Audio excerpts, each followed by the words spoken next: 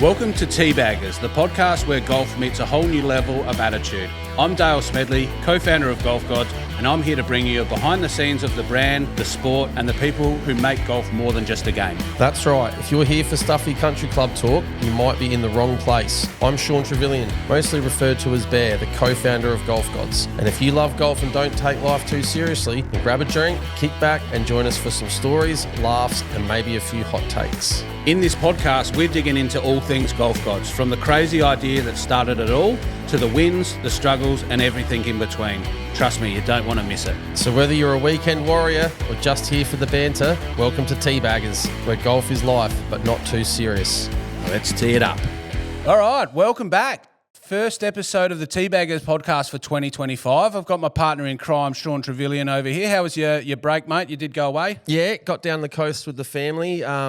Did a knee playing beach cricket the first day, so I wasn't much use to anyone after that. That's showing your age. At least golf, we don't get too many injuries, I guess. Yeah, and, stick to the golf course I should be doing from now on. Yeah, 100%. So anyway, we're looking to a big 2025 on the Teabaggers podcast. We've got some big things. We're really excited about what this year's going to bring for the podcast and some guests we're going to have on. What are we going to expect for 2025, Sean? Yeah, so we're definitely going to be getting some more in-studio guests. We've got a couple in the pipeline already, which we'll keep under wraps. We did do our first link video podcast with Bobby Bradley. Now, that was probably a little bit difficult from our end in terms of hearing the echo. You probably don't notice that on the camera, but those ones are a little bit more tough. But we are going to do some in-studio guests, and we do have our first one coming up. We're actually going to do it this week, so that will be good to get out. Excited for that. What else we got? So we're going to get them in here, professional athletes. So we're going to be aiming for not necessarily golfers, but people in other industries, music, sport, and that play a bit of golf and any expert in their field. And that's what we find. A lot of people, it's a hobby sort of sport. We probably don't need to touch on the professional golfers all the time. Let the other podcasts do that. But we'll bring in the stories from professional athletes and experts in their field that have golf as a hobby and things like that. So looking forward to those. What else can we look forward to? We'll get them, get a few of them when we get them in studio, get them on the 3-hole challenge on the simulator out the back and test ourselves against them and see how we go. How do you think you'd go? I'm a bit worried about that one, but I'm going to keep my score and hopefully I can go on a clean sheet, go undefeated. I know the couple we've got lined up are pretty, I think both are scratch golfers, so next two coming in. So should be a good start for us. Should be a good start. Yeah, we're going to do a bit more behind the scenes of Golf Gods, share a bit more of our story. Yeah, that's one thing we definitely got a bit of feedback about. They want to see behind the scenes and what actually goes on in an e-commerce brand and things like that. So we're excited to show you a little bit more about that. We've already released the YouTube video of behind the garment, the design of the Tequila Polo, which was awesome. I thought it was wicked to watch. So so if you haven't gone and checked that out, go and check out the behind the garment segment. That will be a series this year where we tell you a bit about how, why, when we created these the garments. And it give you a bit of an idea of what goes into it rather than just receiving your polo or your hat and whack it on your head. At least you know why we did it. Bit of background. The amount of work that goes into it. That's what a lot of people don't realise is to get really high quality products, and that's something we're trying to improve this year, is there is a lot of work back and forth, sampling and things like that. So we're going to bring you more of that information. That's good. Get a bit more on-course content, Dale. We always enjoy getting out there and having a hit. Yeah, that's one thing most people think. We probably play shitloads of golf, but we work probably way too much to actually get out there. So we do want to try and incorporate the podcast with the on-course stuff. If we want any challenges, if you know of anything that you want us to do, just send it through. Send out in the comments or send us a message and we'll try and incorporate that into the content.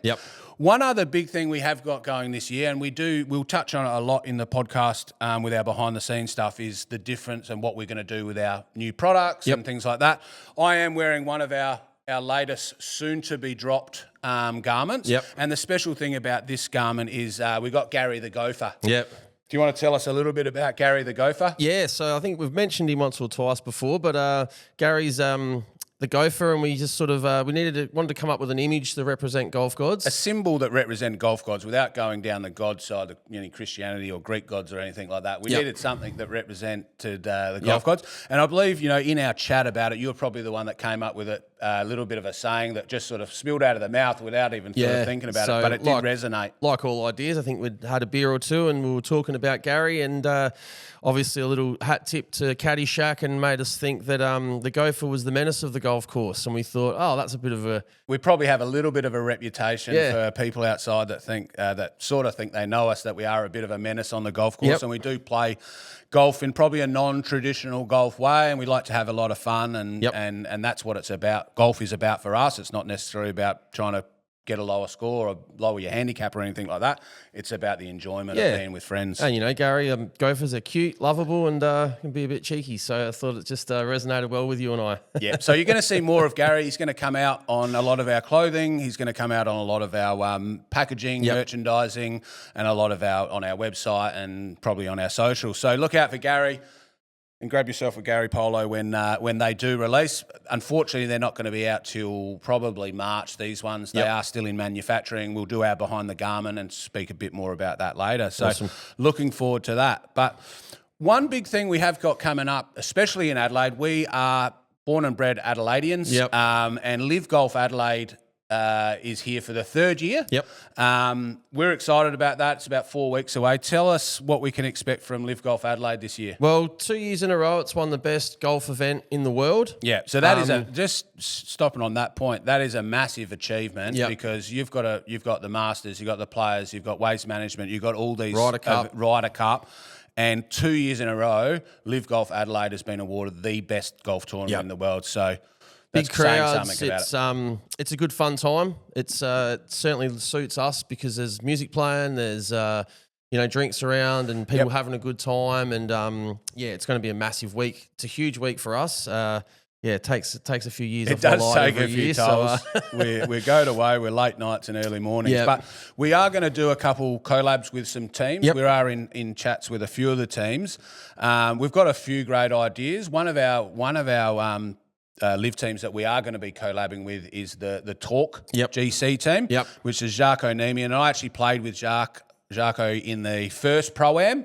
Didn't quite get the win because you second, didn't you? Second because Sean's team with Bubba Watson, the cheats, got the W there. Got the win, but Golf Gods first and second on the first Pro-Am of LIV, pretty good. Good start. So we're going to do some collabs. Maybe we hopefully get onto the Rippers. I know they're a busy crew in Australia, so it is actually easy to deal with some of the other teams. But maybe we can do something with the Majestics, Poulter. Definitely be touching base with Anthony Kim again, and he's really improved. So it'll be interesting to see how well he performs this year. One big announcement that happened last week, you were away, you may have missed it, but Fisher announced on a Sunday. Sunday night. Oh, it's the last So thing Sunday's our big night there at LIV. If anyone knows us, we take a crew of about 50. We all dress up in the same at the party hole, and just have a fair dinkum crack. And normally Fisher's played on the Friday. Great night, brings in a big non-golf crowd. They did announce Dom Dollar for the Friday, and from all understanding, Fisher was out, which is understanding. We've done it 2 years in a row, but he's back. They've got him back on board, and wrapping it up on a Sunday night, so that should be interesting. Closing the show, it should be absolutely epic because that is the big day, obviously, with the end of the event, to then move off the course and head round to Fisher. And I think there'll be a few players in the VIP box, swinging their arms up in the air, giving a bit of that, Fisher styles.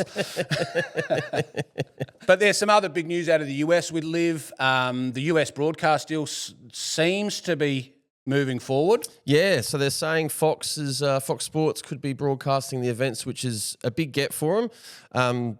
As with a lot of rumours, you never know if they're true or not, but the Greg Norman rumour seems to be true. Seems to be true. They haven't done anything there, but definitely the Fox deal. And yes, all your LIV haters will say it doesn't matter what it's been played on, I won't watch it. But I know when we were in the US and Arizona last year, we found it quite hard at the bars and at the pubs to find it on TV. Being on CW, it's not what's on the main ESPN Fox that are in the bars over there. So we did find it quite hard to to follow.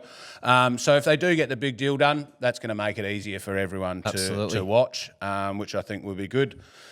Then there's your boy Bubba. Yep. He's back. Yeah, he's back. He finished in the relegation zone, but I think as team captain decided he's going to give himself another crack this season. So when you own at least 25% of the team, I think you've got a bit of pull. You get to make your have so your you've got Bubba Watson and Brandon Grace, both finished in the bottom 5. Yep.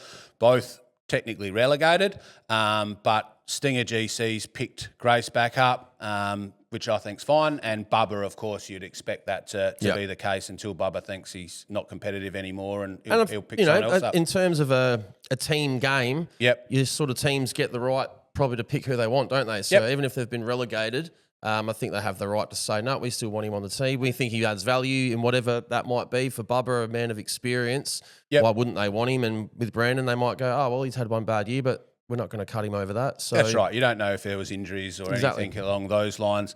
I definitely think someone like Brandon Grace can to bounce back. He's not too old. Bubba is probably pushing the side of older. Yep. But I'll be interested to see how those two perform this year. And good luck to them. Yep, absolutely. One of the other things that I've noticed a little bit of talking about, a lot of murmurs between friends, and these friends are probably non-golfers in terms of they maybe play once a month, get out every now and again, around tucked-in shirts and no hats in the clubhouse. Mm-hmm. Tell me what your thoughts are around, let's start with no hats in the clubhouse in 2025. So I had an experience with you going back 8 or 9 years ago, when we first started. early days of Golf Gods, and we thought if we've got a golf brand, we need to have a golf membership somewhere. Yep. Now, we were definitely the golfers that played random courses whenever we could, once a month, once every 2 months. Yep, and didn't grow up in golf. So had no golf background whatsoever. Yep. And so we played this course, we hired a cart, and then had the membership forms, and we're looking through them. And I thought I'll go in and order for a couple of schnitzels, check out the kitchen. And as I'm standing at the bar, I had someone walk up to me, an elderly person, and she just berated me. Yep. Just yelled at me. And I actually had to say to the bartender, what is going on here? And he goes, mate, your hat. And I was like, this is all because of my hat. Is this why you're yelling at me? Yeah. And she basically told me to get out and stormed off. And well, clearly we're never going to be members at that club. Well, that is the thing. We had the membership paperwork in our hand. Yeah. We collected it that day. And to be honest, I think we've only ever been back to that course twice. Yeah. And both times was because our other courses were busy. Yep. It did leave a bad taste in our mouth. And that is. So there is a background to why the hat is taken off. Yep. Tell me why. You know the story a little bit better than I do. So we were told this by sponsored athlete Lockie Barker. So if this is incorrect, you can go tag him. It's on you, Lockie. But apparently in the early days of golf, the royal courses of a place. So it's like the Royal Adelaide, Royal Melbourne, Royal London, I guess there'd be one, whatever. And this was started in the UK, that these royal courses would have a picture on the wall of the King or the Queen of England. Yep. So as per the respect, when you see that in a place that's a royal place, you have to take your hat off and sort of tip your hat to the king. So that's the origin of it, as far as I'm aware from Lockie. Yep. And now it's become a thing that you can get yelled at by someone old in country Adelaide. Yeah, so you can go to a little goat track and all of a sudden... and someone yells at you for having your hat on. So it does seem like a strange rule. Yep. Obviously we've had another friend that had the same experience. Yeah, and that was the funny thing. Over a Christmas party, I was just sitting down with a friend, and he told me this experience the other day that he went to actually the same course that we had the issue at. Yep. And he's, once again, hardly plays golf, plays once a month, probably been playing since he finished his footy career, and walked in, went to get a beer, got yelled at for the thing. He said he's never going back because he felt it's so awkward. So it's one of those things. It's like, I can understand the nod to tradition, but I also think we're in 2025. Who gives a shit if someone's wearing their hat in there? And we'd love to hear your feedback. Yep. What is it? Interested to know. The other part of that, and there is, I had have it happen at a different course not long after the first one because I just forgot because I wasn't of a golf background. And their club rule was if you wear a hat, you have to shout the bar. Yep. So he jokingly said to me, bang, it's your shout, mate. I'll have a pint of whatever. And I was like, well, I'm not buying you a beer. I've never met you. He goes, yeah, but you're wearing a hat. So at least he was had a joke with me about it rather than just yelling at me. Yeah, as me and our mate had the thing, and that was their experience. So that's something that I feel, me personally feel that can be done with. Get rid of it. If you wear your hat in, you wear your hat in. If you don't, you don't. Yeah. The other thing is obviously shirts tucked in. Now, in Australian courses, very membership driven and things like that, and it is still required that you tuck your shirt in. Now, I'm a little bit bigger than I was a few years ago. I feel a lot more comfortable with my shirt out. And that's generally how I play golf, because after a couple of holes anyway, it's coming out. What are your thoughts on tucked in shirts? Yeah, I don't tuck my shirt unless someone yells at me and tells me to, because I don't tuck it in any other place in the world. So I feel more comfortable like you not being tucked in. That's right. I've never once in my life looked at another golfer and thought, oh my God, tuck your shirt in, you look disgusting or anything like that. I've never had that feeling. I guess if you grow up in golf, you might, and I can understand that. And don't get me wrong, like you said before, I've got no issues with courses having their own rules, and I don't mind a respectful thing. And if you are a really upmarket course and you say, this is our rules, and if you don't like it, get out. Get out. Good on them. But I think there can be a bit of a well, leniency. In 2025, when you're trying to grow your membership, and every golf course you go to whinges about how hard it is to get new golfers and commit to memberships and things like that, little things like that just, I think, can be done. Yeah. You know, we can move on in 2025. So definitely want to hear your feedback in the comments about that. I reckon the comments section will absolutely light up with everyone putting their two bob in about no hats in the clubhouse. So looking forward to the comment section there. So let's hear it. One other thing that we started last week, the TGL premiere of the TGL League, the Tiger Woods, Rory McIlroy indoor simulator event. Did you watch it? I did, yes. So I was on holiday with the family and had it on, and Lad and I watched quite a fair bit of it. I reckon I probably saw 70%. 70%? Yep. I liked what I saw personally. Yep. I thought it was You'll good. be tuning in this week? I will be. Yep. Yeah, we got Tiger Woods playing this week, I think. We do. Yeah, I watched, I came in late, probably after 5-hole start, so I didn't see any of the start or know any of the real rules or anything or what the actual thing was. I probably watched 5 holes, and to be honest, that first 5 holes, it didn't really tickle my fancy too much. I find that the banter was a bit cheap and fake because, one, they're on television, and obviously, depending on what they say, and it was a little bit hard to hear all the conversation. And then in the first episode, I couldn't quite track who was playing what or whose shot it was. But good win by the Bay GC. Yeah. What is it?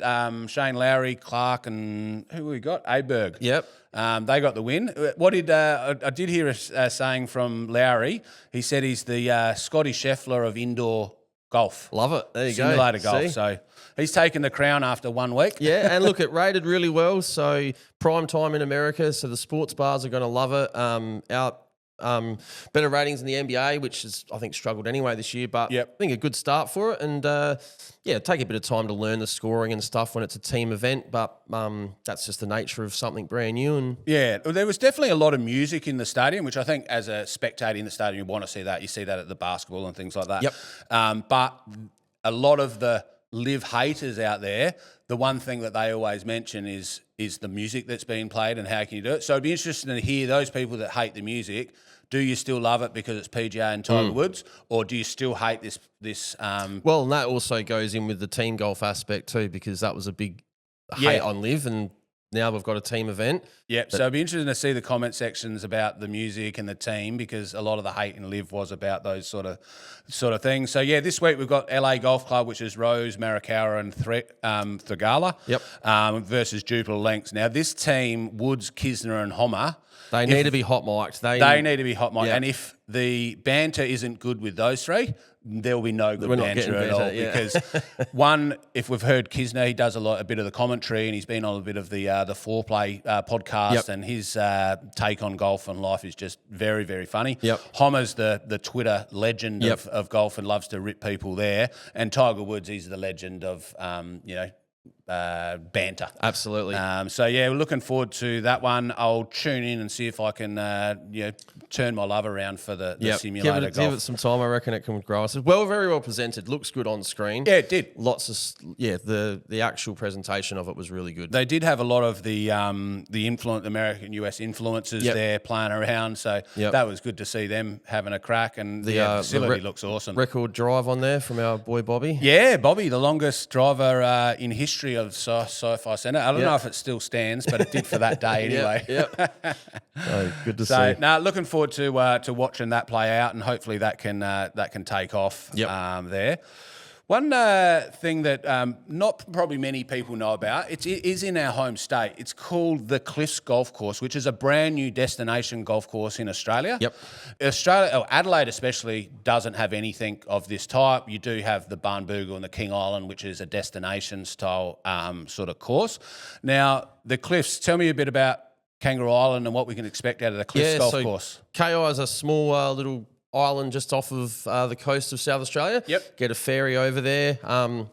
Wouldn't be a massive population of locals, but certainly a bustling little town ship there, and burnt down a few years ago. A lot of the island. I reckon it's got to be 3 or 4. Literally the whole island nearly burnt down. So they're really literally restarting it. Bushfires and so part of that they've decided to build a golf course. They've got a desalination plant over there.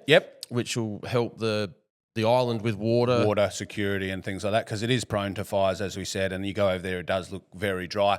Obviously, the golf course does take a lot of irrigation, and that was one of the posts I'd seen from the Cliffs this week, is that the irrigation is, they use the word, it's beginning, it's started, so they have got some sprinklers all going. But we did hear a little rumour about the island this week around with the desal plant and with the golf course. Now, obviously, irrigation and getting water to all these things around the island is a difficult process. Now, they were apparently so. The piping for this water, which I'm assuming is a high-pressure water, apparently the piping was bought from China and didn't cope for the pressure standard, so they put them all in the ground, dug them all up, and now left them scattered all over Kangaroo Island. So I don't know whose mistake that was, but if that is a true rumour... costly error. And look, as a former plumber myself, my ears pricked up to that, because you're always suspect about...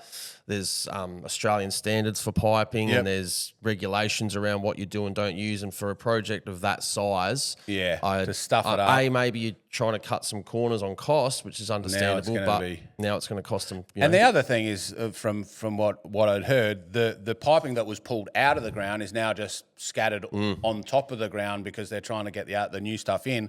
Now, that's not good for the environment, especially a place like that, which is picturesque, cliffs, a lot of native animals, kangaroos, koalas, and all that sort of stuff. Then just have this shitty poly piping floating around. Someone's got to pick that up and destroy it anyway. So we're looking forward to get over there. Can't wait. That's definitely going to be a Golf Gods destination trip, and we'll YouTube that. But it does bring me back into one of our other Golf Gods trips. Now, we did... So the Cliffs is going to be similar to a Barnbougle, King Island type destination course. Now, if you've played there, generally it is only golfers that go there for the holiday, play for the week or whatever, and then come back. Now, we did that in 2021. Might have been end of whenever it was the first week out of COVID. Now, Australia, for our US listeners, Australia had very harsh lockdowns and we couldn't travel interstate and things like that. So this was we travelled there the first week of that being all opened up. So right at the back end of COVID, we'd all stayed in our houses, hadn't been able to travel, haven't been able to do anything, not much golf. And then we took 8 of us on a private plane over to King Island. Now, tell me a little bit about King Island. That is actually, in all honesty, one of the greatest golf courses I've ever played in Cape Wickham. And if you ever want to go to a top-notch golf course and destination course, definitely go down and see Cape Wickham. And Ocean Dunes as well. Ocean Dunes is the other one there. Don't be surprised if it's howling an absolute gale, because generally you don't get very good weather. Well, King Island, that's a tiny island in between Victoria and Tasmania. So, there's not much coverage there for wind, and it does blow up. And, we got a bit unlucky one day where we had a weather issue. And we did. We had think, 3 rounds of golf booked for the day and so we're in and out into King Island, 3 rounds of golf all booked. And then on the last day we were playing at King Island, it absolutely howled and wet, rainy, thunderstorms. And we knew right from when we woke up that there was no chance of any golf being played. Yep. Now, 8 blokes being told not allowed to play golf. Our actual little private plane that we had couldn't fly either. Yep. So we're actually stuck there. Now, the only thing in a little country town like that is you go to the pub. Yep. Now, the 8 of us actually went to the pub. We had a bit of a bet. We were there stuck all day. And then I think our pilot said we could fly out about 3 p.m. Yeah. Well, I can tell you by the time we got to the plane at 3 p.m, we were fully charged. Yeah, it had been a big day. Yeah. So 8 blokes all, playing up. Had a few drinks under their belt. We're heading to Barnbougle, which is probably one of the most renowned destination courses in Australia. Yep. And you can actually fly your plane onto the golf course runway. It's a little bit off the golf course, but you basically fly straight in and you're good to go. We had a fair crack, didn't we? We had a fair crack. We got on the plane and I sat in the cockpit for the flight back to Barnbougle. So I was up the front and that was awesome. But when you've been drinking all day and you need to go to the toilet...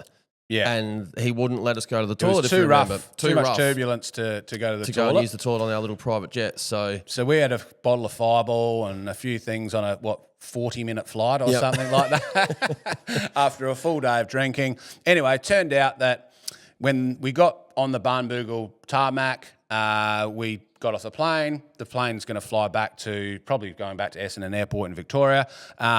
We decided that it would be good if we got nude, or some of us got nude and waved to the plane. Now, there's footage of that. We might flick one up. The video is online. It is the heavily edited version, and it's still a fun trip. You can still get the vibes from us on the video, but yeah, it's what we couldn't share that was the fun stuff because... that poor pilot never seen anything like it, I don't think. Nah, that's it. So we've done that at King Island. Then we've gone into Barnbougle and we're absolutely fully charged from a day of drinking. We think maybe we can play some golf here. A few of us stayed in the clubhouse. A few of us went out for a few rounds of golf. And one particularly may have ended up completely nude on the 18th hole, waving the flag in the air. And so that was our introduction to Barnbougle. The story's never actually been told before. We haven't released any of this. So... So that was the start. We're in there for 1 hour. We get yelled at for that. Yep. There's a few things going on. We're playing there. We're there for 3 days, and things got a little bit out of control. I thought we reined it in after that. I think so. Probably reined it in after that. Yeah. Our behaviour on the course itself was perfect. Oh, yeah. Fixing they divots. did give us a caddy. We had a caddy that looked after us. I don't know if it was a minder or what, but we were on our best behaviour on the golf courses, that's for sure. So King Island Golf Club, we'll go back to the King Island Airport just to finish off the story. King Island Airport is literally a bit of bitumen in a cow paddock. We'd gone through, we'd been drinking all day. The pilot said, no toilet, guys, too much turbulence. So we thought, shit, we all better have a piss here. And just to get the story right, the pilot did say we could do it. It wasn't a thing. We've ducked around the back of the plane, had a cheeky whiz, and got back in the plane, got back to Barnbougle, all good. Got in trouble at Barnbougle straight away, thought we behaved, all good. There may have been a few other guys running down the hallway nude and locked out of apartments and all that, but that's another story. And anyway, when we got back, it was probably 2 weeks after we got back, someone sent us an article in our local paper where the mayor of King Island had banned some Adelaide golfers for pissing on the tarmac in King Island. So I was just glad to be called a golfer. 100%. I felt so proud. And I think it was our first ever newspaper article press. So the first time we made the press, they didn't name us. And again, in fairness, that article was probably still floating around. The very first paragraph said that airport staff had received a complaint and they ignored it because it happens so frequently. And I understand that they don't bother telling anyone. But then this particular person that complained wasn't satisfied, so then they escalated it to the mayor of the town of 50 people. And we found out by the newspaper we might not be allowed to fly back. It's been a few years. There is a new mayor, I don't know how you pronounce that, but there is a new one now, so he might be a bit lenient on some of these blacklistings, I think. I'd bank through. on it anyway. So don't ever go to King Island and tell them Golf Gods sent you. Don't do that. You might be kicked out straight away. So that was a funny little story. Great place to visit, though. The Cliffs is our new destination. Can't wait for the Cliffs. And we'll make sure we behave at the Cliffs when we arrive. We've learnt a lot from that trip. One other big thing I did see this week, which is it's right up our alley. We do have a bit of experience in trademark law. Yep. Sunday Red, the Tiger Woods' new brand, versus Puma, trademark roadblock.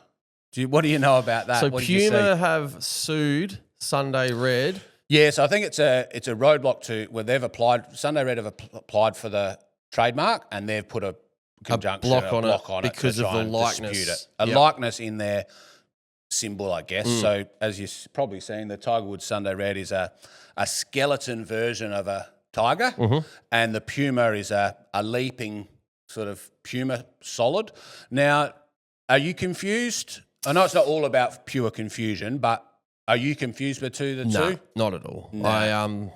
Like you said, one's a skeleton. Yep. And one's a physical body. They face the other way. Yep. The Puma's symbol's quite iconic to Puma. Yep. Sunday Red's brand new, but I've never seen a skeleton animal as a logo. There is one that's even probably worse, closer, is the La Tigra brand. Very similar, faces the other way, very similar outline with an orange side. And when someone pointed that out to me, I did go and check out that logo, and that is much similar to the Sunday Red one. But what about Slashinger? Why hasn't the Slashinger's been in golf? Yep.